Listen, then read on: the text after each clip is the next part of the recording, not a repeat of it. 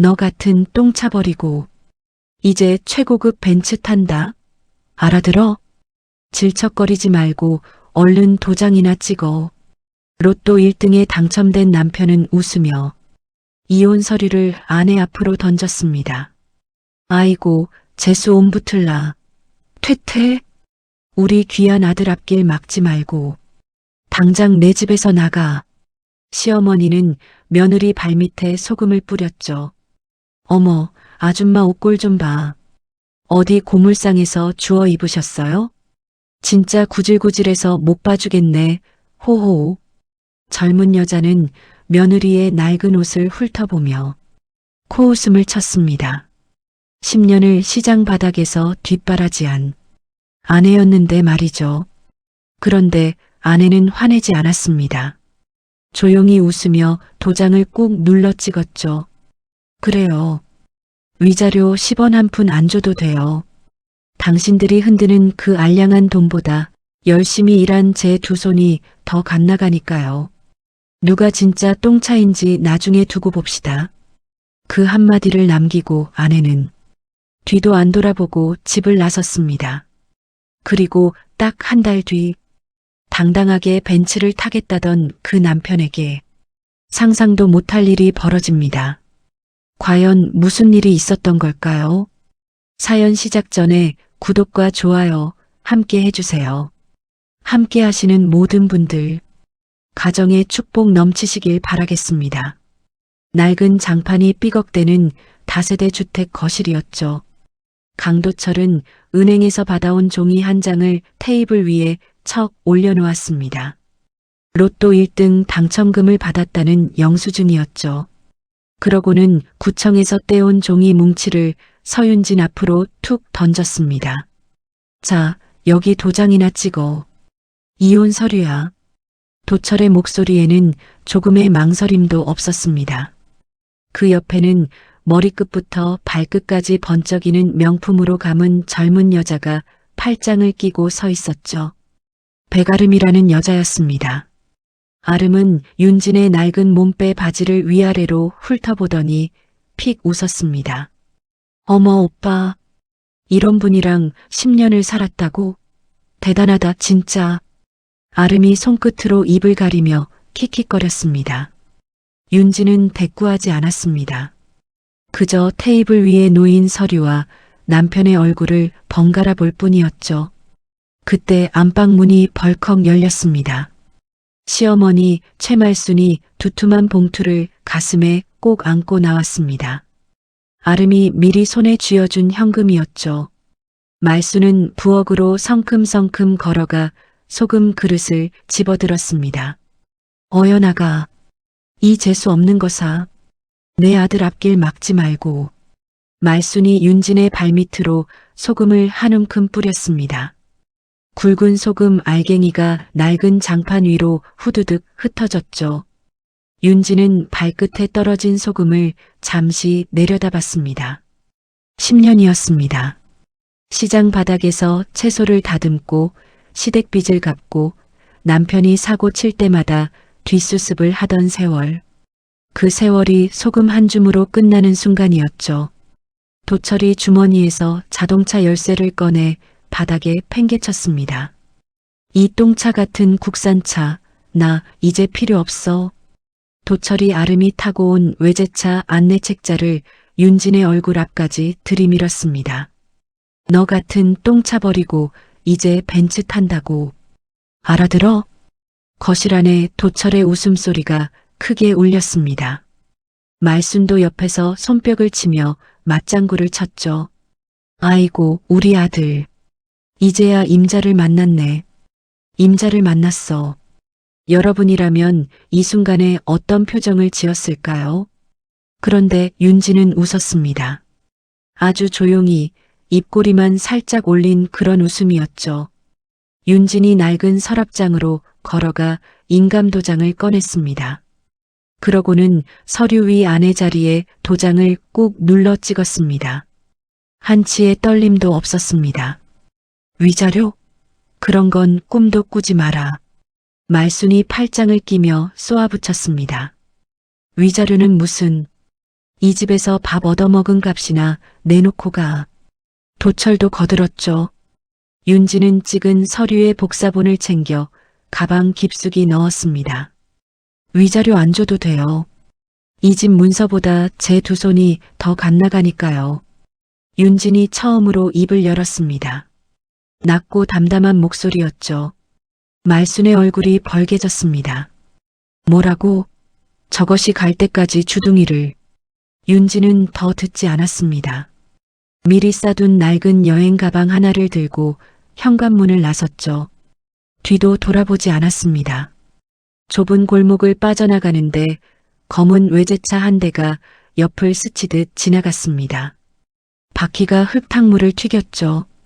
윤진의 치맛자락에 진흙이 튀었습니다. 차 안에서 도철과 아름이 깔깔대는 소리가 들렸습니다. 윤진은 손수건을 꺼내 진흙을 쓱 닦아냈습니다. 그리고 발걸음을 돌렸죠. 향한 곳은 오래전부터 눈여겨보던 변두리 상가 골목이었습니다.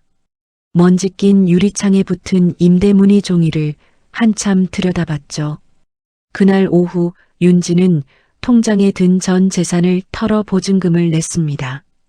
7평 남짓한 낡은 반찬가게였죠. 주인이 건넨 열쇠를 받아든 윤진이 굳게 닫힌 셔터를 힘껏 걷어 올렸습니다. 끼익 소리와 함께 어두운 가게 안이 드러났습니다. 바닥엔 기름때가 눌어붙었고 천장엔 거미줄이 가득했죠. 윤진은 소매를 걷어붙였습니다. 밤새도록 쓸고 닦았습니다. 무릎이 까지도록 바닥을 문질렀죠. 다음 날 새벽 윤진은 도매시장으로 갔습니다. 이 배추 얼마예요? 좀 깎아줘요, 사장님. 윤진이 배추를 손으로 눌러보며 흥정했습니다. 허허, 아주머니 눈썰미가 보통이 아니네. 상인이 껄껄 웃으며 덤을 얹어줬죠. 윤진은 양손 가득 신선한 재료를 들고 가게로 돌아왔습니다. 도마 위에서 칼질이 시작됐죠. 10수년간 까다로운 시어머니 입맛을 맞추며 익힌 손맛이었습니다. 멸치볶음, 진미채, 콩자반, 열무김치, 10가지가 넘는 반찬이 진열장을 채웠습니다. 고소한 냄새가 골목을 타고 퍼졌죠. 지나가던 동네 사람들이 하나둘 고개를 들이밀었습니다. 새로 생겼네. 이거 좀 먹어봐도 돼요? 그럼요. 편하게 드셔보세요. 윤진이 시식 접시를 내밀었습니다. 멸치볶음을 집어먹은 아주머니 눈이 커졌죠. 아이고, 이거 손맛이 있네. 나 3팩 줘요. 첫 손님이 지갑을 열었습니다. 그날 해가 질 무렵 진열장은 텅 비었죠. 반찬이 하나도 남지 않고 다 팔린 겁니다. 같은 시각 도철 일가는 강남의 으리으리한 모델하우스에 있었습니다. 오빠, 여기가 딱이야. 계약금부터 넣자. 아름이 도철의 팔을 흔들며 재촉했죠. 도철은 당첨금 절반을 계약금으로 냈습니다. 말수는 아름이 사준 악어 가죽 가방을 들고 동네 부녀회로 향했죠. 이거 봐. 우리 아들이 사줬어. 며느리 갈아치우길 잘했지. 말순이 다이아몬드 반지를 낀 손을 흔들며 자랑했습니다. 한편 백화점 라운지에서 샴페인을 마시던 아름은 슬그머니 화장실로 빠졌습니다. 주머니에서 낡은 전화기를 꺼냈죠. 나야. 그 서류 다 준비됐지? 도철이 이름으로 된 거. 아름이 나지막이 속삭였습니다. 입가엔 서늘한 미소가 걸려 있었죠. 밤이 깊은 반찬가게. 윤지는 첫날 번 돈을 일기장에 또박또박 적었습니다. 그러고는 가게 구석에 놓인 간이 침대에 몸을 뉘었습니다. 천장을 올려다보며 옅게 웃었죠. 그렇게 잠이 들었습니다. 며칠 뒤였습니다. 상가 골목 앞에 말끔한 정장 차림의 남자가 걸음을 멈췄죠. 손엔 서류 가방을 들고 있었습니다. 남자는 윤진의 가게 간판을 한참 올려다봤습니다. 날카로운 눈빛이 반찬가게 유리창 안을 천천히 훑었죠.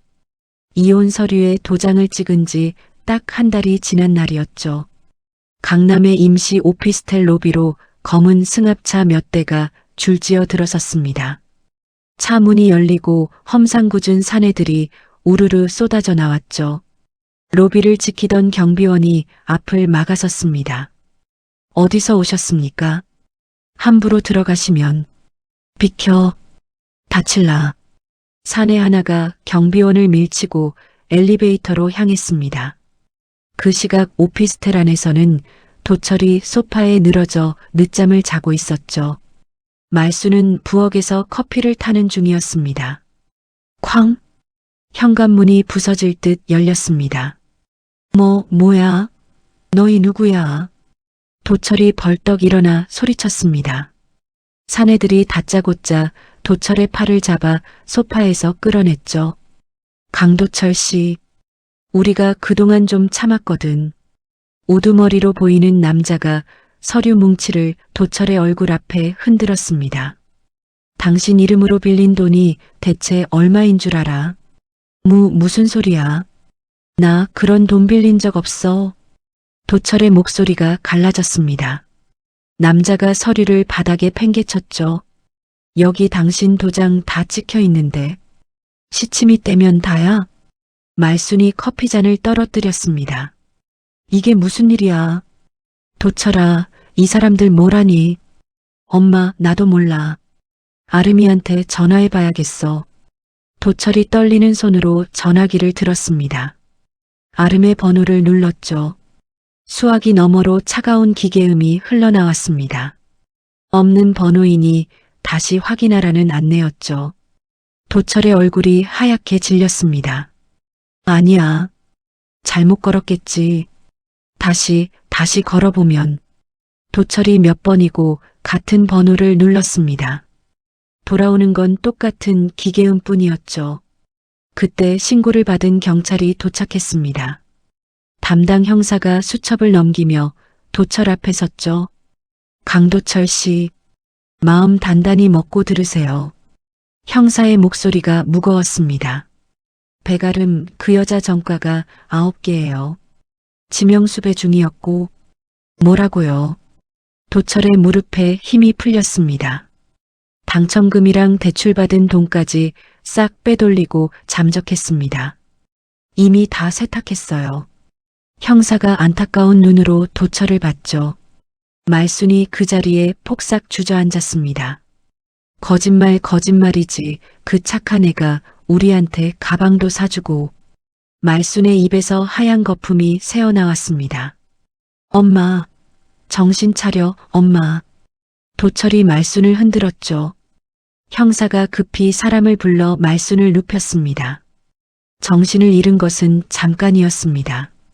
곧 눈을 뜬 말순이 허공에 대고 손을 휘저었죠. 내 반지, 내 가방 다 어디 갔어?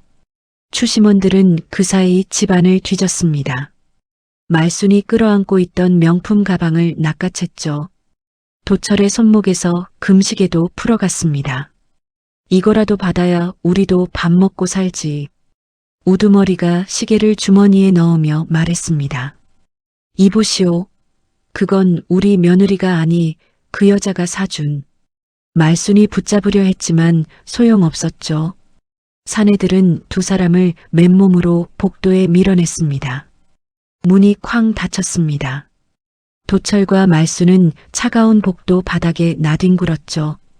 도철아, 우리 이제 어떡하니? 말순이 아들의 바짓가랑이를 붙잡고 울먹였습니다. 도철은 아무 말도 하지 못했습니다. 머리카락만 쥐어뜯을 뿐이었죠. 그 시각 서울 반대편의 반찬가게 앞은 풍경이 사뭇 달랐습니다. 점심때가 되자 가게 앞으로 줄이 길게 늘어섰죠. 회사원들, 장바구니를 든 주부들이 차례를 기다렸습니다. 오늘 갈치조림 있어요? 어제 못 사서 아쉬웠는데. 네, 간 만들었어요. 조금만 기다려주세요. 윤진이 땀을 닦으며 반찬을 포장했습니다. 한여름 무더위에도 손놀림은 빨랐죠. 그때 줄 사이를 비집고 한 남자가 진열대 앞으로 다가왔습니다. 며칠 전 간판을 올려다보던 그 정장 차림의 남자였죠. 남자는 진열장에 코를 가까이 대고 반찬들을 살폈습니다. 색을 보고 냄새를 맡고 아주 깐깐한 눈이었죠. 여기서 제일 잘 나가는 걸로 3가지. 남자가 손가락으로 반찬을 짚었습니다. 포장해 드릴까요? 아니요. 여기서 바로 먹어보겠습니다. 남자의 말에 줄 서 있던 사람들이 웅성거렸죠. 윤지는 당황하지 않았습니다. 깨끗한 접시에 반찬을 정갈하게 담아 내밀었죠. 남자가 안주머니에서 자기 수저를 꺼냈습니다. 천천히 한 입 맛을 봤죠. 미간이 살짝 찌푸려졌다가 이내 눈이 커졌습니다. 접시를 깨끗이 비운 남자가 명함 한 장을 꺼냈습니다. 윤진의 앞치마 주머니에 쓱 꽂아 넣었죠. 내일 오후에 내 사무실로 오세요. 후회 안 할 겁니다. 남자는 그 말만 남기고 돌아섰습니다. 윤진이 앞치마에서 명함을 꺼내 읽었죠. JM 파트너스 한지훈 본부장. 외식업에 투자하는 회사의 높은 사람이었습니다. 윤진은 잠시 그 명함을 들여다봤죠. 다음 날 오후 윤진은 손수 도시락을 쌌습니다. 정성껏 포장해서 도심 한복판의 높은 빌딩으로 향했죠. 넓고 반듯한 사무실이었습니다. 한쪽 벽엔 전국 지도와 알 수 없는 표들이 빼곡했죠. 앉으세요. 그건 뭡니까? 지훈이 도시락을 가리켰습니다. 제 손맛을 직접 확인하시라고요. 말보다 이게 빠를 것 같아서요. 윤진이 도시락을 탁자에 올렸습니다. 지훈이 뚜껑을 열더니 한참을 들여다봤죠. 서윤진 씨, 단도직입적으로 말하겠습니다. 지훈이 표를 손가락으로 짚었습니다. 이 손맛, 동네 가게에서 썩히기 아까워요. 전국에 매장을 냅시다. 저 같은 사람이 무슨 프랜차이즈를 미천도 없는데요. 윤진이 손사래를 쳤습니다. 미천은 내가 됩니다. 대신 맛과 경영은 서윤진 씨가 쥐고 가는 겁니다. 지훈이 종이 한 장을 내밀었죠. 윤진은 그 종이를 꼼꼼히 읽어 내려갔습니다. 투자금 액수 그리고 경영권을 보장한다는 내용이었죠. 윤진이 고개를 들었습니다. 지훈의 눈빛에는 단순한 계산 이상의 무언가가 담겨 있었죠. 윤진은 탁자 위에 펜을 집어들었습니다. 종이 아래에 이름을 또박또박 적었죠. 지훈이 자리에서 일어나 손을 내밀었습니다. 잘 부탁합니다, 대표님. 두 사람의 손이 맞잡혔습니다. 그날 밤 갈 곳 잃은 도철과 말수는 지하철역 구석에 있었죠. 찢어진 종이 상자를 바닥에 깔았습니다. 누군가 반쯤 먹다 버린 빵 하나를 두고 두 사람이 실랑이를 벌였죠. 엄마 먼저 먹어. 아니, 나 먼저. 도철의 손이 부들부들 떨렸습니다. 역 바깥 큰 길에는 화려한 광고판이 번쩍였죠. 그 불빛 아래 차가운 바닥에 웅크린 두 사람의 그림자가 초라하게 늘어졌습니다.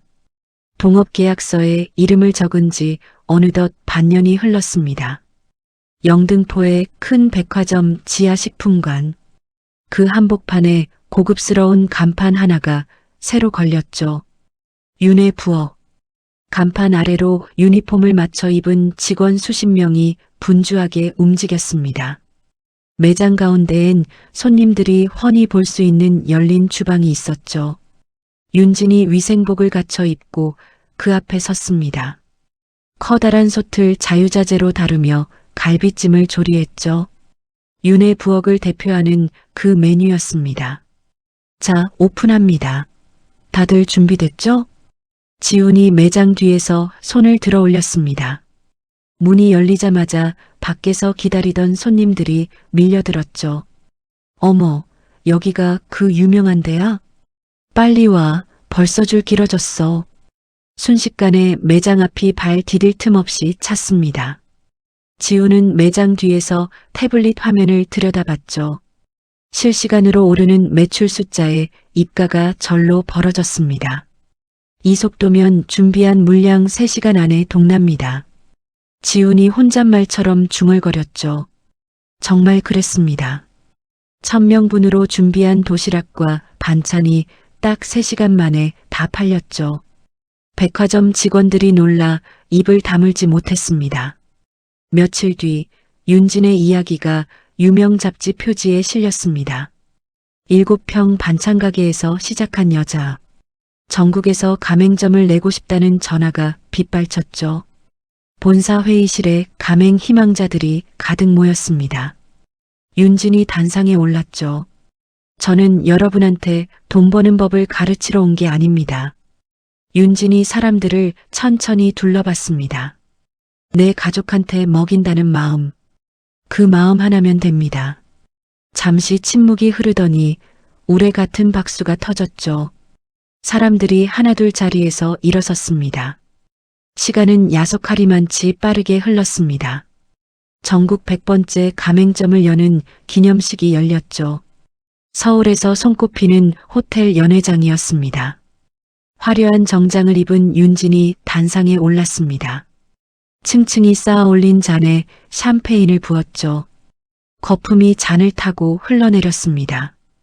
행사가 끝난 늦은 밤, 텅 빈 연회장에 윤진과 지훈만 남았죠. 믿기지가 않네. 반년 만에 여기까지 왔다는 게. 윤진이 빈 잔을 만지작거렸습니다. 난 처음부터 알았어. 그 반찬 한 입 먹었을 때부터. 지훈이 옅게 웃었죠. 그때 접시 다 비우고 미간 찌푸리길래 맛없는 줄 알았잖아. 윤진이 피식 웃었습니다. 그건 너무 맛있어서 그런 거야. 참느라고.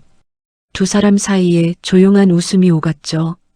말로 다 못할 신뢰 같은 게 그 자리에 흘렀습니다.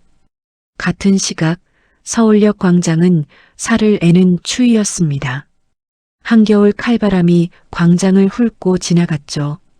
강도철은 어디서 주운 낡은 잠바를 걸치고 있었습니다. 무료 급식을 받으려는 사람들 틈에 끼어줄을 섰죠. 수백 명이 밥 한 그릇을 기다리며 발을 동동 굴렀습니다. 말수는 그 옆에서 절뚝거리며 걸었죠. 발이 얼어 진물이 났지만 신을 신발도 변변찮았습니다. 바닥에 나뒹구는 빈 병 하나를 집어들었죠. 말순이 병에 남은 몇 방울을 입에 털어 넣었습니다. 그때 광장 한복판에 커다란 전광판에 불이 들어왔죠. 환하게 웃는 한 여자의 얼굴이 화면을 채웠습니다. 올해의 여성 기업인으로 뽑혔다는 소식이었죠. 도철이 무심코 고개를 들었습니다. 들고 있던 식판이 손에서 미끄러졌죠. 바닥에 쨍그랑 떨어졌습니다. 저 건 도철의 입이 벌어진 채 다물어지지 않았습니다. 전광판 속 그 당당한 여자. 10년을 시장 바닥에서 자기 뒷바라지하던 바로 그 서윤진이었죠. 뒤에 서 있던 사람들이 도철을 밀쳤습니다. 밥 안 받을 거면 비켜요, 좀. 도철이 떠밀려 바닥으로 넘어졌습니다. 말순도 전광판을 발견하고는 얼어붙었죠. 저거 며느리 아니냐? 우리가 내쫓은. 말순의 목소리가 떨렸습니다. 윤진아, 이년아, 어떻게 저렇게. 말순이 맨바닥에 주저앉아 가슴을 쳤죠. 목이 쉬도록 며느리 이름을 불렀습니다. 하지만 그 소리는 광장의 바람 속에 흩어질 뿐이었죠. 며칠 후 윤진은 새 보금자리로 거처를 옮겼습니다. 강남의 조용한 단독주택이었죠. 낡은 짐들은 죄다 정리했습니다. 10년 세월의 흔적을 미련 없이 털어냈죠. 아침이면 전용 기사가 모는 큰 차 뒷자리에 앉아 출근했습니다. 창밖을 바라보는 윤진의 얼굴엔 그늘 하나 없었죠. 과거의 그 초라한 여자는 온데간데 없었습니다. 한편 도철에게서 빼돌린 돈은 엉뚱한 곳에서 빛을 발하고 있었죠. 배가름. 그 여자는 완벽하게 딴 사람으로 변해 있었습니다. 성형으로 얼굴을 바꾸고 과거를 지웠죠. 대형 식품회사 TK푸드. 그 회장의 막내 아들과 화려한 약혼식을 올렸습니다. 재벌가 며느리 자리를 꿰찬 겁니다. 아름은 회사 안에서 신사업을 맡는 자리까지 쥐었죠. 그러던 어느 날이었습니다. 아름이 우연히 신문 기사 하나를 봤습니다. 업계 1위로 떠오른 윤의 부엌, 그리고 그 대표 서윤진. 아름의 눈매가 가늘어졌죠. 어디서 굴러먹던 반찬 장수가 감히 나보다 잘 나가? 아름이 손톱으로 책상을 톡톡 두드렸습니다. 내가 지운 과거, 이 여자가 해집기라도 하면 곤란한데. 아름이 잡지를 집어들었습니다. 윤진의 사진이 실린 페이지였죠. 가위를 꺼내 그 얼굴을 갈기갈기 잘라냈습니다. 종이 조각이 바닥에 흩날렸죠. 김비서, 이리 좀 와봐. 아름이 인터폰을 눌렀습니다. 문이 열리고 비서가 들어왔죠. 부르셨습니까? 할 일이 좀 있어. 조용히, 아주 조용히 처리해야 하는 일이야. 아름이 입꼬리를 끌어올렸습니다. 창밖으로 잘게 흩어진 종이 조각들이 눈처럼 떨어졌죠. 봄이 왔습니다. 윤진에게는 인생에서 가장 화창한 계절이었죠. 그런데 이 봄 저 멀리서 먹구름 하나가 몰려오고 있었습니다. TK푸드의 대규모 신제품 발표회장이었죠. 백아름이 실크 드레스를 차려입고 단상에 올랐습니다. 수많은 카메라 불빛이 아름을 향했죠. 오늘 저희가 자신있게 선보이는 새 브랜드입니다. 정성에 찬. 아름이 우아하게 미소 지으며 말했습니다. 그런데 무대 뒤 벽면을 채운 제품들. 윤의 부엌의 대표 반찬들과 판박이었죠. 포장지 색깔도 글씨체도 배열까지 교묘하게 베낀 것들이었습니다. 며칠 지나지 않아 전국 마트마다 정성의 찬이 깔렸죠. 윤의 부엌보다 훨씬 싼 값에 진열대를 점령했습니다. 돈 많은 대기업이 물량으로 밀어붙이니 당해낼 재간이 없었죠. 그게 끝이 아니었습니다. 동네 엄마들이 모이는 인터넷 게시판마다 이상한 글이 올라오기 시작했죠. 윤의 부엌 반찬을 먹고 배탈이나 응급실에 실려갔다는 글이었습니다. 여기저기서 동시에 마치 짝이라도 한 듯 올라왔죠. 글에는 벌레가 들어간 사진까지 붙어 있었습니다. 병원에서 받았다는 종이도 첨부됐죠. 물론 죄다 만들어낸 가짜였습니다. 하지만 사람들은 진짜와 가짜를 가리지 못했죠. 소문은 무서운 속도로 퍼졌습니다. 다음 날 아침이었습니다. 윤의 부엌 본사 공장으로 조사관들이 들이닥쳤죠. 위생 점검 나왔습니다. 생산 라인 전부 멈추세요. 앞장선 조사관이 종이를 내밀었습니다. 직원들이 우왕좌왕했죠. 윤진이 앞으로 나섰습니다. 다들 진정하세요. 우린 떳떳해요. 협조하면 됩니다. 윤진이 직원들의 어깨를 두드렸습니다. 목소리는 차분했지만 눈빛엔 서늘한 기운이 서렸죠. 조사관들은 재료 이곳저곳을 담아갔습니다. 컴퓨터 본체까지 상자에 실어나갔죠. 윤진은 표정 하나 변하지 않고 그 광경을 지켜봤습니다. 그날 저녁 뉴스에 속보가 떴죠. 대형 반찬 회사에서 위생 문제가 터졌다는 내용이었습니다. 윤진의 사무실 전화기가 쉴 새 없이 울렸죠. 대표님, 가맹점주들이 계약 취소하겠다고 난리예요. 직원이 다급하게 뛰어들었습니다. 당장 손님이 뚝 끊겼답니다. 어떡하죠? 업무가 마비될 지경이었죠. 바로 그때 지훈이 회의실 문을 벌컥 열었습니다. 윤진아, 잠깐 이것 좀 봐. 지훈의 얼굴이 굳어 있었죠. 컴퓨터 화면을 켰습니다. 악성 글 쓴 사람들 위치를 죄다 추적해봤어. 지훈이 화면을 손가락으로 짚었습니다. 전부 한 군데서 나왔어. 어떤 광고 대행사 사무실이야. 누군가 작정하고 판을 짰다는 거네. 윤진이 화면을 응시했죠. 그 대행사, 돈 준 쪽이 누군지만 밝혀내면 돼. 지훈의 목소리가 낮게 깔렸습니다. 직원들이 다 퇴근한 밤이었습니다. 불 꺼진 사무실에 윤진 혼자 남았죠. 모니터에는 경쟁사의 새 브랜드 로고가 떠 있었습니다. 정성에 찬. 윤진의 손끝이 미세하게 떨렸죠. 그 순간 10년 전 어느 날이 스쳤습니다. 소금이 발밑에 뿌려지던 날, 똥차라고 조롱당하며 쫓겨나던 날, 윤진은 눈을 질끈 감았다 떴습니다. 깊게 숨을 들이쉬었죠. 바로 그때 등 뒤에서 인기척이 났습니다. 지훈이 따뜻한 찻잔 하나를 책상에 내려놓았죠. 혼자 다 짊어지지 마. 이번엔 나도 있잖아.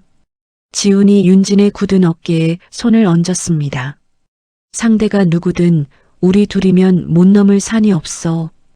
윤진이 찻잔을 감싸쥐었습니다. 손끝의 떨림이 서서히 잦아들었죠. 고마워. 근데 이번엔 그냥 안 당해. 두고 봐. 윤진의 눈에 다시 불이 켜졌습니다. 지훈은 조용히 사람을 붙였습니다.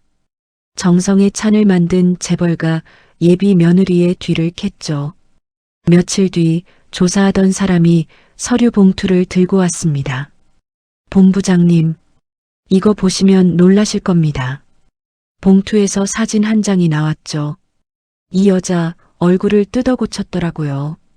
원래 얼굴이 따로 있습니다. 윤진과 지훈이 사진을 들여다봤습니다. 성형전 얼굴 사진, 그리고 오래된 수배 전단. 배가름, 전과 9개짜리 사기꾼이었어요. 조사원이 다른 종이를 꺼냈죠. 그 대행사에 몰래 큰돈을 넣은 계좌 기록도 잡았습니다. 지훈이 서류를 넘기던 손을 멈췄습니다. 윤진아, 이 여자 내 전남편 등쳐먹은 그 여자야. 지훈이 사진을 윤진 쪽으로 밀었죠. 윤진의 눈동자가 잠시 흔들렸습니다. 하지만 이내 얼음처럼 차갑게 가라앉았죠. 재벌가 며느리로 신분을 바꿔서 또 내 인생을 망치겠다?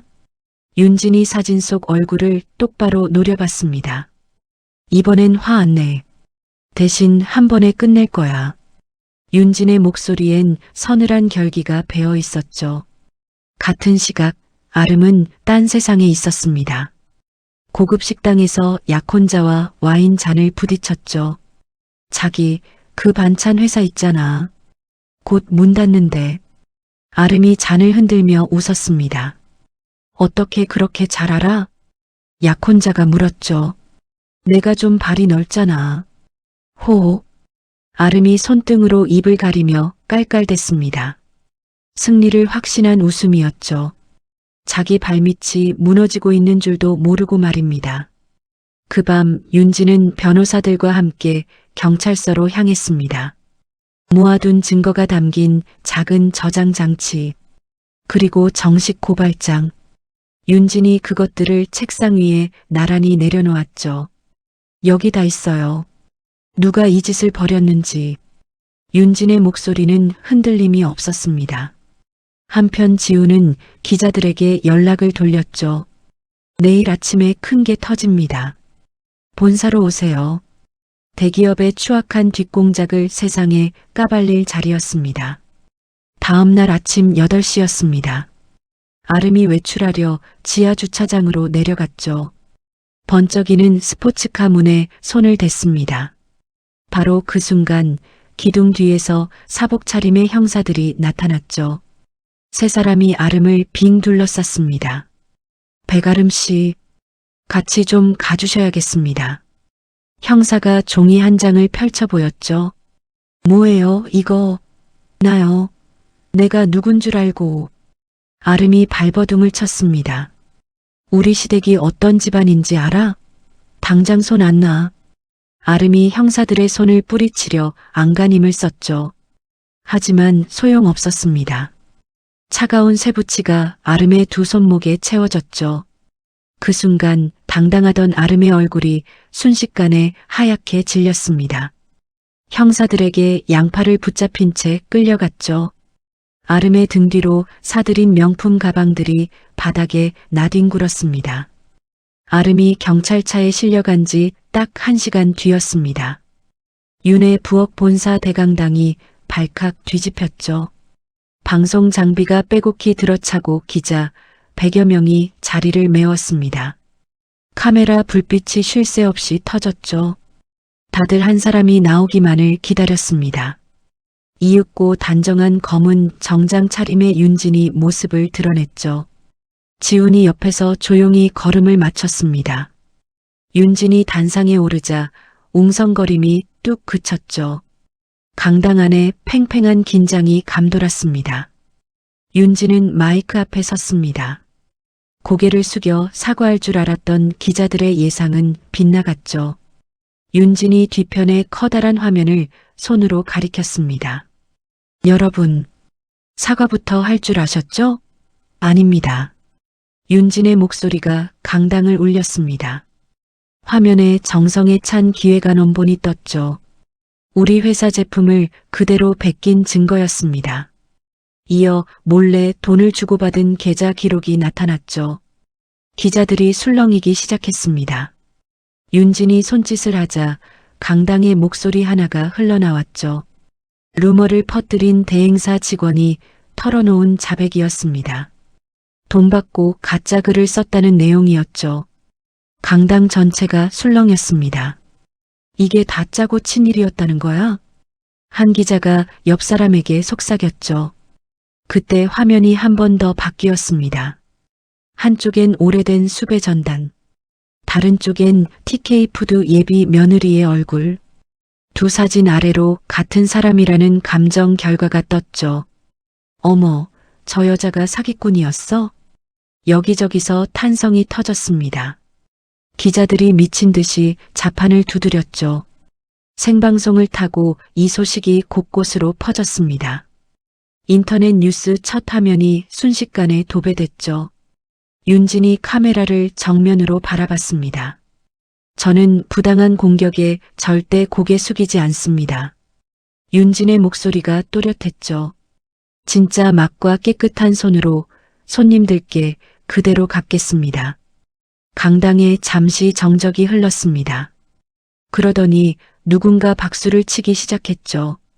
박수는 이내 강당 전체로 번졌습니다.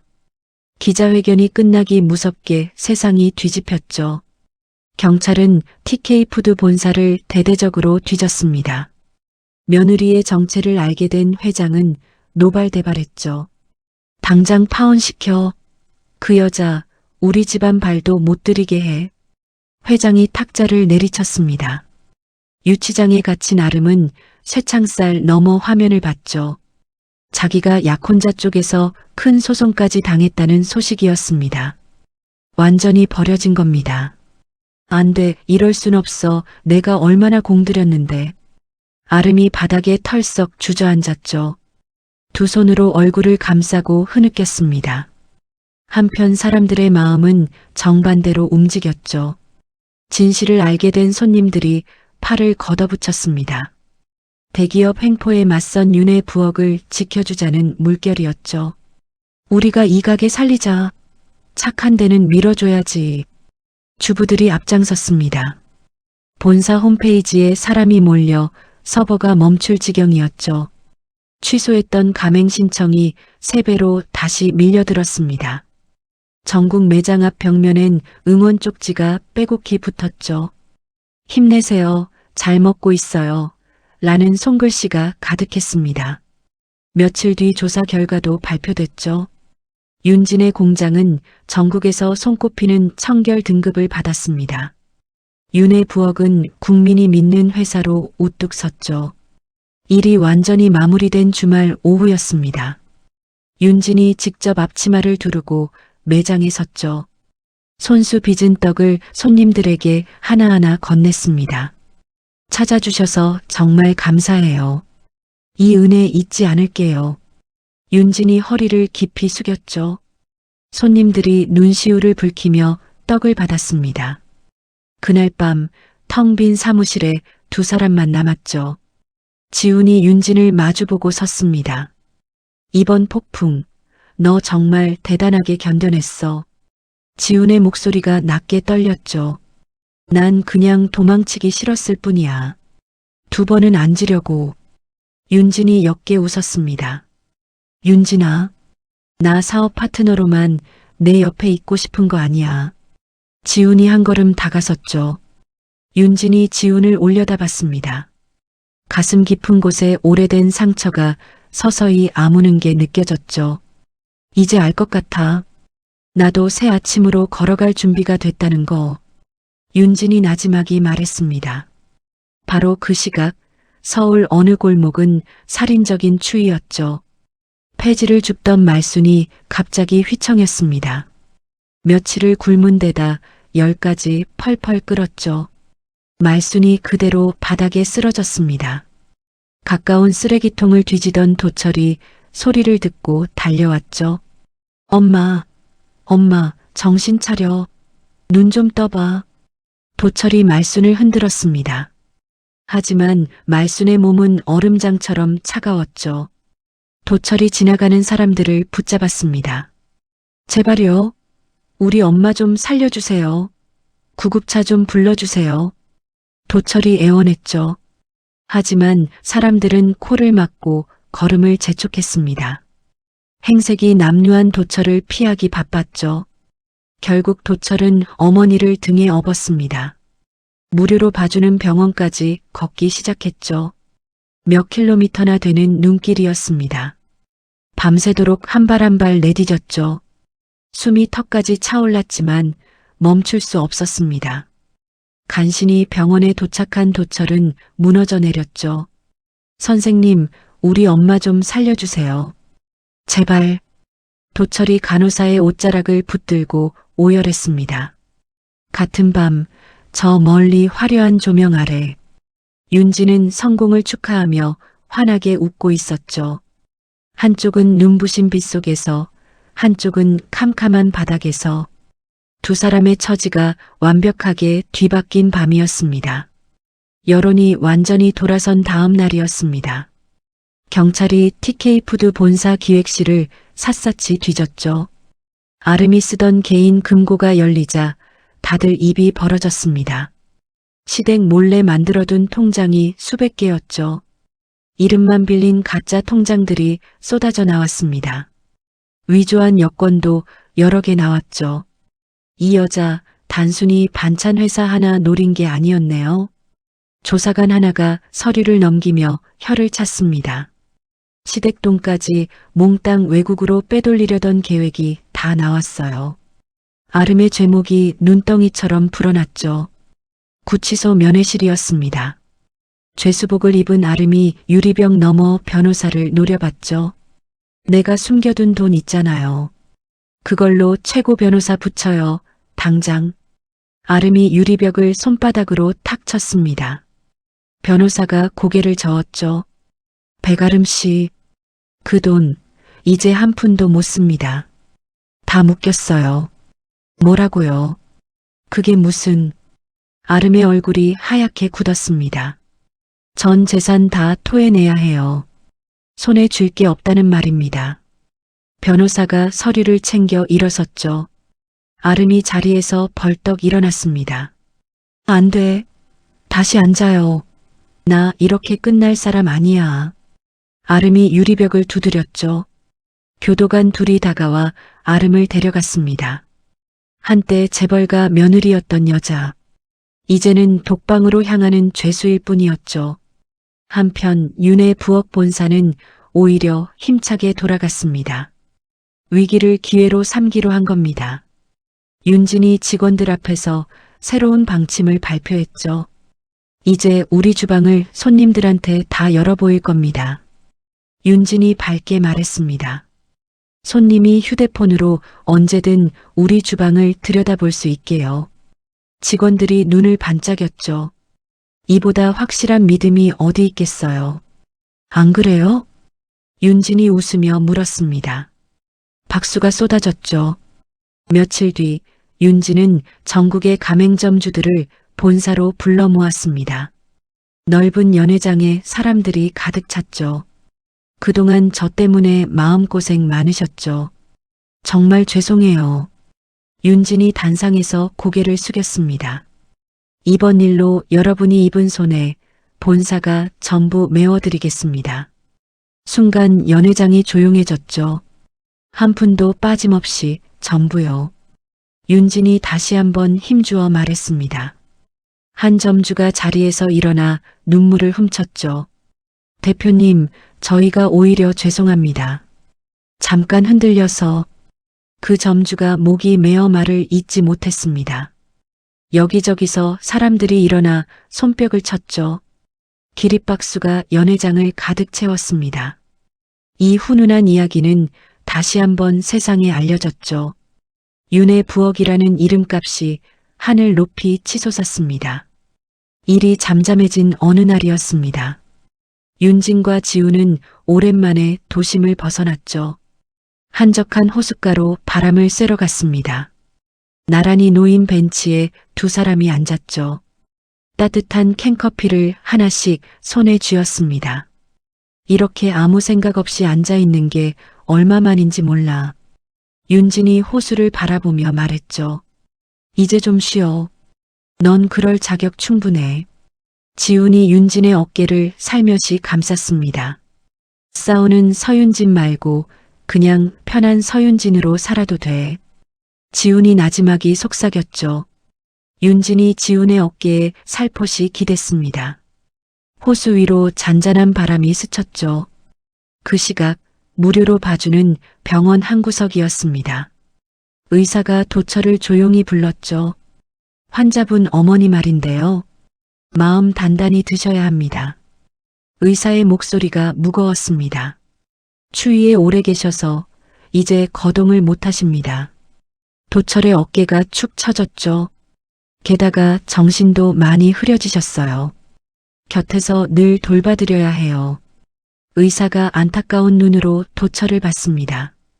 도철은 휠체어에 앉은 말순에게 다가갔죠. 말순은 창밖을 보며 나지막이 무언가를 흥얼거렸습니다. 젊은 시절 즐겨 부르던 옛 노래가락이었죠. 엄마, 내가 잘못했어. 다 내 욕심 때문이었어. 도철이 말순의 손을 붙들고 무너졌죠. 자기가 저지른 배신이 이렇게 돌아올 줄이야. 병든 노모를 홀로 감당해야 하는 처지로 돌아온 겁니다. 며칠 후 도철은 어머니를 데리고 임시보호소를 찾아갔습니다.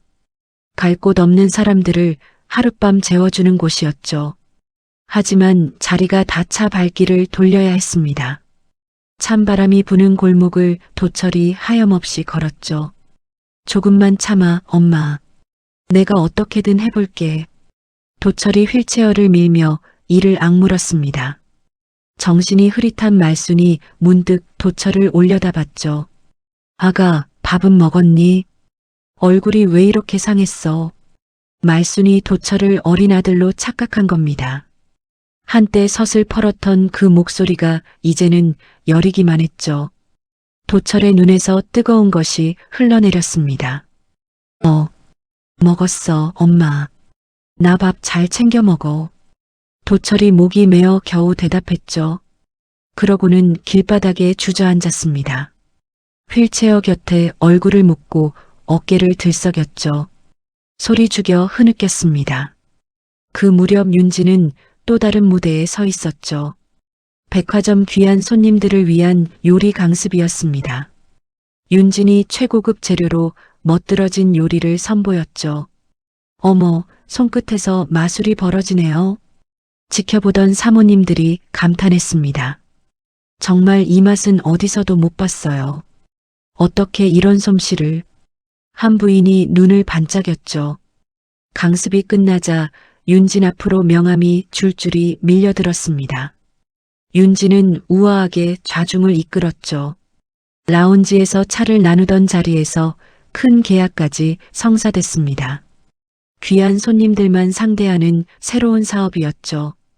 계약서에 이름을 적고 건물을 나선 윤진의 얼굴이 가벼웠습니다. 마중 나온 지훈의 차에 올라탔죠. 창밖으로 그의 첫눈이 내리기 시작했습니다. 윤진은 눈송이를 바라봤죠. 자기를 지옥으로 밀어넣으려던 그 얼굴들, 이제 머릿속에서 완전히 지워버렸습니다. 따뜻한 차 안에서 윤진과 지훈이 손을 맞잡았죠. 그리고 저 멀리 어느 거리, 눈보라를 맞으며 무거운 휠체어를 미는 도철의 뒷모습이 있었습니다. 첫눈이 내린 지 한 달이 지난 연말이었습니다. 서울 한복판 법원에 사람들이 가득 모였죠. 아름의 마지막 선고가 열리는 날이었습니다. 방청석엔 아름에게 돈을 뜯긴 사람들이 빼곡했죠. 평생 모은 재산을 날린 이들이었습니다. 다들 아름의 뒷모습을 매섭게 노려봤죠. 판사가 무거운 목소리로 입을 열었습니다. 백아름, 수많은 가정을 무너뜨리고도 뉘우침이 없습니다. 법정안이 숨죽였죠. 징역 15년에 처하며 부정하게 모은 돈은 전부 돌려놓게 합니다. 판사가 판결을 마쳤습니다. 그 순간 아름의 다리에 힘이 풀렸죠. 바닥에 그대로 주저앉았습니다. 안 돼. 이건 너무해요. 제발 살려주세요. 아름이 비명을 질렀죠. 법정 직원들이 양팔을 붙잡고 끌어냈습니다. 아름의 절규가 복도까지 울려 퍼졌죠. 방청석의 피해자들은 그제야 참았던 눈물을 쏟았습니다. 같은 날 저녁이었습니다. 도철은 바퀴가 삐걱대는 휠체어를 밀며 거리를 헤맸죠. 눈 쌓인 길 위를 정처 없이 걸었습니다. 그러다 번화가 한복판 커다란 가게 앞을 지나게 됐죠. 윤의 부엌. 그 중에서도 가장 크고 화려한 매장이었습니다. 통유리 안에서는 연말 잔치가 한창이었죠. 직원 수십 명이 맛있는 음식을 앞에 두고 웃고 있었습니다. 도철이 걸음을 멈췄죠. 굶주린 눈으로 유리창에 얼굴을 바짝 붙였습니다. 그 안에 따뜻한 불빛을 훔쳐봤죠. 휠체어에 앉은 말순이 유리창을 두드리기 시작했습니다. 고기, 저 고기 줘. 나 배고파. 고기 달란 말이야. 말순이 떼를 썼죠. 도철이 화들짝 놀라 어머니의 입을 막았습니다. 엄마, 제발. 사람들 봐. 조용히 좀 해. 도철이 사방을 두리번거렸죠. 바로 그때였습니다. 매장 안에서 직원들과 어울리던 윤진이 문득 고개를 돌렸습니다. 무심코 창밖을 바라봤죠. 그리고 두 사람의 눈이 딱 마주쳤습니다. 도철의 심장이 쿵 내려앉았죠. 숨이 멎는 것 같았습니다. 도철이 허둥지둥 휠체어를 끌고 뒷골목으로 도망쳤죠. 윤지는 그 초라한 뒷모습을 똑똑히 봤습니다. 휠체어에 탄 시어머니의 모습까지 다 봤죠. 하지만 윤진의 표정은 조금도 흔들리지 않았습니다. 다시 고개를 돌렸죠. 자, 다들 잔 채웠어요? 올 한해 정말 고생 많았어요. 윤진이 직원들을 향해 웃었습니다. 지훈과 잔을 부딪혔죠. 경쾌한 소리가 매장 안에 퍼졌습니다. 잔치가 끝난 뒤 지훈이 윤진의 뺨에 가볍게 입을 맞췄죠. 직접 운전대를 잡고 윤진을 옆자리에 태웠습니다. 차가 부드럽게 미끄러져 나갔죠. 쓰레기통 뒤에 숨은 도철이 그 광경을 지켜봤습니다. 완벽하게 행복해 보이는 두 사람. 도철의 눈에서 피 같은 눈물이 흘러내렸죠. 해가 바뀌었습니다. 윤진은 회사를 주식시장에 올리기로 했죠. 여의도의 큰 건물에서 기념행사가 열렸습니다. 수많은 취재진이 윤진을 에워쌌죠. 윤진이 커다란 종을 힘차게 울렸습니다. 땡 하는 소리가 울려 퍼졌죠. 첫날부터 회사 값어치가 하늘 높이 치솟았습니다. 윤진이 가진 목만 해도 수천억에 달했죠. 맨손으로 시작한 여자가 최고의 부자 반열에 올랐습니다. 뉴스마다 윤진의 이야기로 도배됐죠. 상처를 딛고 일어선 그 사연에 사람들이 감동했습니다. 윤진은 어느새 희망의 상징이 됐죠. 며칠 뒤 윤진은 큰 결심을 했습니다. 회사가 번 돈의 일부를 세상에 돌려주기로 한 거죠. 자기 이름을 딴 재단을 세웠습니다. 혼자 아이를 키우는 엄마들, 기댈 곳 없는 젊은이들, 그런 사람들을 돕는 일을 시작했죠. 세상은 윤진을 더욱 존경하게 됐습니다. 재단 출범식이 열린 날이었죠. 보육원 아이들이 손수 만든 꽃 화관이 윤진의 머리에 씌워졌습니다. 윤진이 아이들을 품에 안았죠. 지금껏 본 적 없는 환한 미소를 지었습니다. 카메라 셔터가 쉴 새 없이 터졌죠. 행사가 모두 끝난 늦은 밤이었습니다. 지훈이 윤진의 손을 잡고 어딘가로 이끌었죠. 수많은 전구와 장미로 꾸며진 온실이었습니다. 별빛이 유리 천장 위로 쏟아졌죠. 지훈이 걸음을 멈췄습니다. 윤진의 손을 잡은 채 천천히 무릎을 꿇었죠. 윤진아, 내 지난 상처, 내가 다 덮어주고 싶어. 지훈의 목소리가 떨렸습니다. 남은 평생 내 곁에서 같이 걷게 해줘. 지훈이 반지를 내밀었죠. 윤진의 눈에 눈물이 그렁그렁 맺혔습니다. 바보같이 이런 걸 뭐하러 준비했어. 윤진이 웃으며 울먹였죠. 떨리는 손으로 지훈이 내민 반지를 받았습니다. 별빛 아래에서 두 사람이 입을 맞췄죠. 영원히 함께하기로 약속한 순간이었습니다. 바로 그 시각, 저 멀리 한강 다리 위였습니다. 도철이 얼어붙은 다리 위를 서성였죠. 휠체어 위에서 말순이 담요 한 장의 의지에 잠들어 있었습니다. 도철이 그 곁에 쪼그려 앉았죠. 배고픔에 정신이 아득했습니다. 강물 위로 도시의 불빛이 일렁였죠. 그 불빛 속에서 도철은 한 사람의 환영을 받습니다. 10년을 자기 곁을 지켰던 아내. 제 발로 걷어차버린 그 여자였죠. 도철이 허공에 손을 뻗었습니다. 윤진아 미안해. 내가 눈이 멀었었어. 도철의 목소리가 바람에 흩어졌죠. 바닥에 떨어진 빵 조각 하나가 눈에 들어왔습니다. 누군가 먹다 버린 것이었죠. 도철이 그것을 주워 입에 넣었습니다. 같은 시각 화려한 온실에서 행복의 절정을 맛보는 윤진. 두 사람의 모습이 밤하늘 아래 극명하게 엇갈렸죠. 봄 기운이 완연한 화창한 날이었습니다. 세기의 결혼식이라 불릴 만한 자리였죠. 서울에서 가장 이름난 호텔의 야외 정원.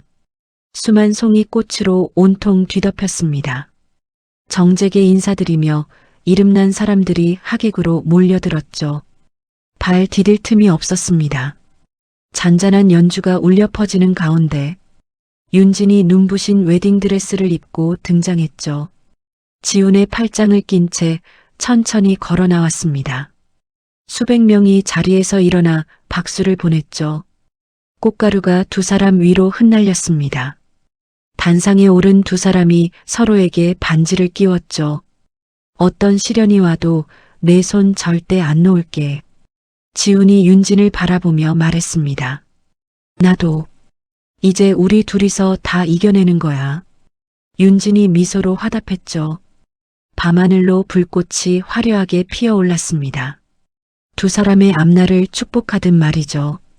같은 시각 저 멀리 지방 교도소였습니다. 차가운 독방 안에 아름이 앉아 있었죠. 좁은 창틈으로 멀리 터지는 불꽃이 보였습니다. 아름이 그 빛을 멍하니 바라봤죠. 한때 재벌가 며느리로 화려하게 빛나던 시절, 그 기억이 떠올랐습니다. 그때가 좋았지. 다들 내 앞에서 굽신거렸는데 아름이 힘없이 중얼거렸죠. 목소리에 예전의 기세라곤 남아있지 않았습니다. 창밖 불꽃이 한 번 더 크게 터졌죠. 아름이 무릎 사이로 고개를 파묻었습니다. 기나긴 세월이 아름을 기다리고 있었죠. 한 번의 욕심이 남긴 끝이었습니다. 성대한 결혼식을 마친 두 사람은 먼 섬으로 떠났습니다. 세상과 동떨어진 조용한 곳이었죠. 수평선 너머로 붉은 노을이 지고 있었습니다. 윤진과 지훈이 잔을 부딪혔죠. 이렇게 아무것도 안 하고 있으니까 꿈 같아. 윤진이 노을을 바라보며 말했습니다. 이제 시작이야. 우리한테 좋은 날만 남았어. 지훈이 윤진의 손을 꼭 쥐었죠. 돌아온 뒤 윤지는 더 큰 꿈을 향해 나아갔습니다. 이번엔 나라 밖이었죠. 먼 나라 큰 도시의 광장 전광판에 윤의 부엌 광고가 걸렸습니다. 세계로 뻗어나가기 시작한 거죠. 윤진의 사무실 책상엔 온갖 제안서가 산더미처럼 쌓였습니다. 세계 곳곳에서 같이 일하자는 요청이었죠. 윤진은 능숙하게 외국 손님들과 화상으로 회의를 이끌었습니다. 물론 그 옆엔 늘 지훈이 있었죠. 지훈은 윤진의 가장 든든한 버팀목이 되어주었습니다. 두 사람의 손발이 척척 맞았죠. 윤의 부엌은 끝을 모르고 세계로 뻗어나갔습니다.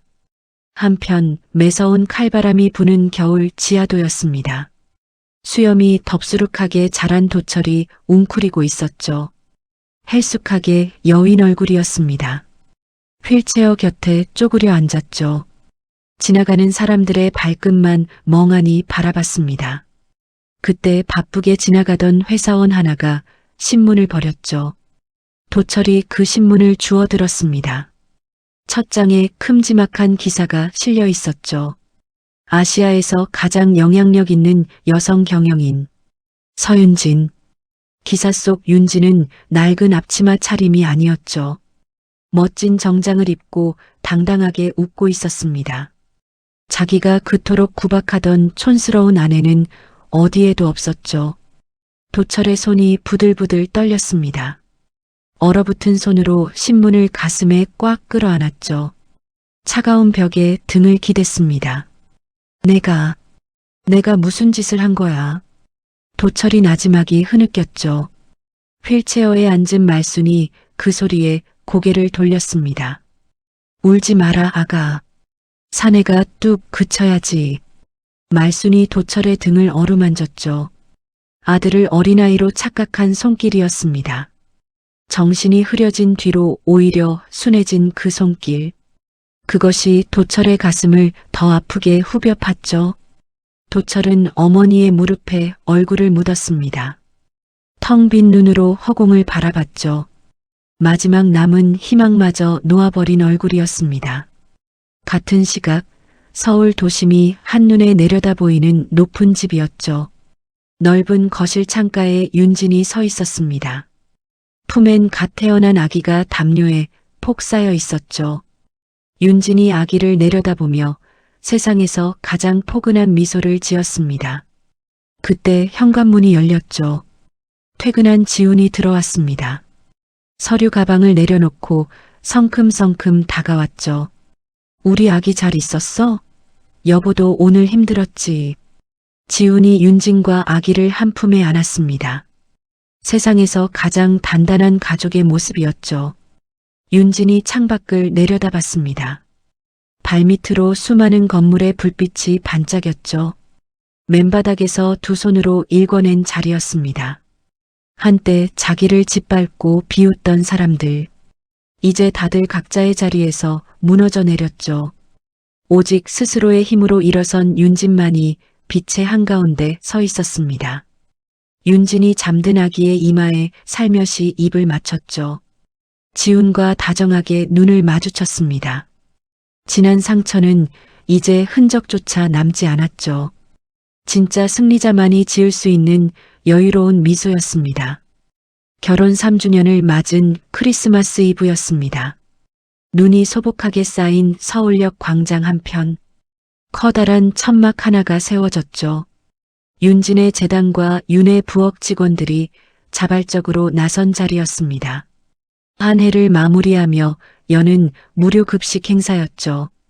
윤진은 수백억을 가진 사람의 화려함을 다 내려놓았습니다. 단정한 위생복에 앞치마를 둘렀죠. 커다란 솥 앞에 서서 진한 사골국을 저었습니다. 김이 모락모락 피어올랐죠. 자, 국물 넉넉히 담아드려요. 추운데 속부터 데워야죠. 윤진이 직원들에게 밝게 일렀습니다. 영하로 뚝 떨어진 매서운 날씨였죠. 수백 명이 국밥 한 그릇을 먹으려고 천막 밖까지 줄을 섰습니다. 제자리 걸음으로 추위를 견뎠죠. 배식이 시작됐습니다. 윤지는 사람들이 내미는 낡은 식판에 국밥을 손수 떠주었죠. 큼직한 고기를 듬뿍 얹었습니다. 많이 드세요. 남으면 또 오시고요. 윤진이 따뜻한 눈빛으로 인사를 건넸죠. 줄이 천천히 줄어들었습니다. 줄의 중간쯤이었죠. 때에 전 두꺼운 파카를 뒤집어 쓴 남자 하나가 다가왔습니다. 한 손으론 낡은 휠체어 손잡이를 쥐고 있었죠. 시선은 바닥에 딱 붙인 채였습니다. 깡마른 그 남자가 떨리는 손으로 식판을 내밀었죠. 휠체어엔 더러운 담요를 두른 노파가 앉아 있었습니다. 초점 없는 눈으로 허공을 바라봤죠. 윤진이 국자를 들었습니다. 넉넉히 담아주려던 그 순간이었죠. 윤진의 시선이 남자의 손등에 멈췄습니다. 길게 남은 화상 흉터. 어디선가 본 적 있는 흉터였죠. 윤진이 천천히 고개를 들었습니다. 눌러쓴 모자 아래 가려진 얼굴을 확인했죠. 바로 그 순간 두 사람의 눈이 마주쳤습니다. 강도철이었죠. 그리고 휠체어에 앉은 노파는 최말순이었습니다. 한때 소금을 뿌리며 윤진을 내쫓던 두 사람이었죠. 도철의 흐릿하던 눈동자가 지진이 난 듯 흔들렸습니다. 자기 눈앞에 범접할 수 없는 사람이 되어버린 윤진이 서 있었죠. 도철의 손이 사시나무처럼 떨렸습니다. 식판이 달그락거렸죠. 윤진아 나는. 도철의 갈라진 입술이 파르르 떨렸습니다. 무슨 말이라도 하려는 듯했죠. 하지만 목소리가 나오지 않았습니다. 수치심과 죄책감, 그리고 하늘과 땅만큼 벌어진 처지. 그 무게에 짓눌려 한마디도 뱉지 못했죠. 뒤에 서 있던 덩치 큰 남자가 도철의 등을 거칠게 밀쳤습니다. 빨리 좀 받아요. 뒤에 사람 많은 거 안 보여. 도철이 휘청였죠. 식판이 배식대 위로 엎어질 뻔했습니다. 휠체어를 놓칠 뻔한 그 모습이 참으로 초라했죠. 휠체어에 앉은 말순이 배식대에 떨어진 김치 조각을 손으로 집었습니다. 입에 넣고 우물거렸죠. 한때 그토록 윤진을 부려먹던 사람이었습니다. 윤진의 얼굴엔 아무것도 떠오르지 않았습니다. 놀람도 없었죠. 분노도 없었습니다. 가여워하는 기색조차 없었죠. 그저 길가에 구르는 돌멩이를 보는 듯한 눈빛이었습니다. 완벽하게 차가운 무관심. 그것뿐이었죠. 여러분이라면 이 순간 어떤 말을 했을까요? 원망을 퍼부었을까요? 통쾌한 한마디를 던졌을까요? 하지만 윤진은 단 한마디도 하지 않았습니다. 윤진이 국자를 들어 올렸죠. 펄펄 끓는 진한 국물을 도철의 식판에 부었습니다. 그릇이 넘치도록 가득 채웠죠. 이어서 배식대 위 가장 크고 좋은 고기 3점을 집었습니다. 도철의 밥그릇 위에 무심히 얹었죠. 그러고는 시선을 걷었습니다. 다음 분 오세요. 윤진이 뒷사람을 향해 고개를 돌렸죠. 도철은 그대로 서 있었습니다. 자기를 투명 인간처럼 대하는 윤진. 그 압도적인 여유 앞에서 도철은 온몸이 얼어붙었죠. 옛날 자기가 뱉었던 그 오만한 말들. 똥차 버리고 벤츠 탄다던 그 말이 날카로운 칼이 되어 제 심장을 후벼 팠습니다. 도철이 고개를 푹 숙였습니다. 식판을 받아들고 휠체어를 끌었죠. 인파 속으로 숨어들 듯 도망쳤습니다. 천막 구석 맨바닥에 쪼그려 앉았죠. 김이 모락모락 나는 국밥을 내려다봤습니다. 도철이 언손으로 숟가락을 들었죠. 먼저 말순의 입에 국물을 한술 떠먹였습니다. 그리고 자기도 한 입 삼켰죠. 따뜻한 국물이 목구멍을 타고 내려갔습니다. 그 순간 도철의 눈에서 눈물이 왈칵 쏟아졌죠. 옛날 윤진이 자기를 위해 끓여주던 그 국. 그 완벽한 맛이 떠올랐습니다. 이 국밥이 딱 그 맛이었죠. 내가 이 손맛을 발로 찼구나. 도철이 흐느꼈습니다. 주변 사람들이 미친 사람 보듯 흘겨봤죠. 하지만 도철은 아랑곳하지 않았습니다. 콧물과 눈물로 범벅이 된 얼굴이었죠. 짐승처럼 울부짖으며 남은 밥을 꾸역꾸역 삼켰습니다. 한술 한술이 회한 그 자체였죠. 배식을 다 마친 윤지는 앞치마를 벗었습니다. 밖에는 지훈이 차를 대고 기다리고 있었죠. 윤진이 조수석에 오르기 전 잠깐 거울을 봤습니다. 흐트러진 머리를 매만졌죠. 산뜻한 미소를 지었습니다. 지난 세월의 그늘 따위는 어디에도 없었죠. 오래 기다렸지. 이제 가자. 윤진이 차 문을 열며 말했습니다. 고생했어. 얼른 타. 집에 가서 따뜻하게 쉬자. 지훈이 웃으며 맞았죠. 차가 부드럽게 미끄러졌습니다. 눈 내리는 서울역 광장을 뒤로하고 멀어졌죠. 천막 구석에서는 도철이 여전히 국밥을 안고 흐느끼고 있었습니다. 두 사람이 걸어온 10수년의 세월. 그 끝이 이렇게 갈렸죠. 한 사람은 눈길 위를 미끄러지듯 떠났고 한 사람은 차디찬 바닥에 남았습니다. 내리던 눈은 그렇게 밤새 광장을 하얗게 덮어갔죠. 여러분, 오늘 이야기 어떻게 보셨나요? 똥차라 불리며 소금까지 맞고 쫓겨났던 한 여인이 있었습니다.